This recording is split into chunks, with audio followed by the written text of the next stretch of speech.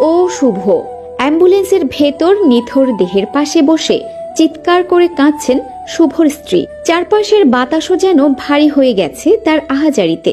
মাত্র কয়েক মাস আগেই তারা বিয়ের পিঁড়িতে বসেছিল, একসাথে সংসার গড়ার, স্বপ্নের ঘর বানানোর হাজারটা পরিকল্পনা ছিল তাদের। কিন্তু ভাগ্যের নিষ্ঠুর খেলায় সেই স্বপ্নগুলো মুহূর্তেই ভেঙে গেল। আজ তিনি বিধবা, জীবনের প্রথম ভালোবাসা, প্রথম স্বপ্ন সবকিছু হারিয়ে এক নিমেষে ফাঁকা হয়ে গেছে তার পৃথিবী। শুভ ছিল পরিবারের ভরসা, বন্ধুদের হাসির কারণ আর স্ত্রীর ভবিষ্যতের স্বপ্ন। কিন্তু এখন সেই শুভ পড়ে আছে নিথর শরীর নিয়ে। কোনো শব্দ নেই, নেই হাসি, নেই জীবনের ডাক। ফরিদপুর সদর উপজেলায় ট্রাকের চাপায় মোটরসাইকেল আরোহী শোভন শুভ নামের এক তরুণ নিহত হয়েছেন। গতকাল সোমবার সন্ধ্যা 7টার দিকে ঢাকা খুলনা মহাসড়কের শিবরামপুর এলাকায় মামুন ইন্ডাস্ট্রির সামনে এই দুর্ঘটনা ঘটে। নিহত শোভন শুভ মাগুরার মোহাম্মদপুর উপজেলার মিজানুর রহমানের ছেলে।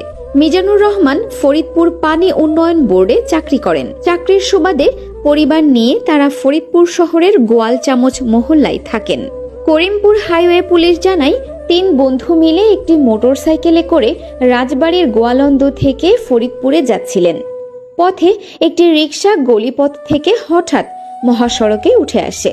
এ সময় মোটরসাইকেল নিয়ন্ত্রণ হারিয়ে মহাসড়কে পড়ে যায়। তখন পেছন থেকে আসা একটি ট্রাক শোভনের মাথার ওপর দিয়ে চলে গেলে ঘটনাস্থলেই তার মৃত্যু হয়। আহত 2 জন ফরিদপুর মেডিকেল কলেজ হাসপাতালে চিকিৎসাধীন। করিমপুর হাইওয়ে পুলিশের উপপরিদর্শক SI শফিকুল ইসলাম বলেন, দুর্ঘটনায় একজন নিহত হয়েছেন, আহত হয়েছেন 2 জন। চালক ট্রাকটি নিয়ে পালিয়ে গেছেন। এ ঘটনায় আইনি ব্যবস্থা প্রক্রিয়াধীন। একটি অসতর্ক মুহূর্ত, আর তাতেই শেষ হয়ে গেল একটি তরুণ জীবনের গল্প। শুভর মতো হাজারো তরুণ প্রতিদিন রাস্তায় প্রাণ হারাচ্ছে এমন বেপরোয়া চালকদের কারণে। প্রতিদিন দুর্ঘটনার পেছনে থাকে একটি ভাঙা পরিবার, একটি বিধবা স্ত্রী, এক মা বাবার অনন্ত কান্না। শুভর স্ত্রী আজ যেভাবে কাঁদছেন, কাল হয়তো আরেকজনের মা কাঁদবেন, আরেকটি পরিবার হারাবে তাদের প্রিয়জনকে। আমাদের এখনই পরিবর্তন আনতে হবে। চালকদের আরও দায়িত্বশীল হতে হবে, ট্রাফিক আইন প্রয়োগ কঠোর করতে হবে এবং প্রত্যেকে নিজের জীবন ও অন্যের জীবনের প্রতি দায়িত্বশীল হতে হবে। শুভর মৃত্যু শুধু একটি দুর্ঘটনা নয়, এটি একটি সতর্ক বার্তা।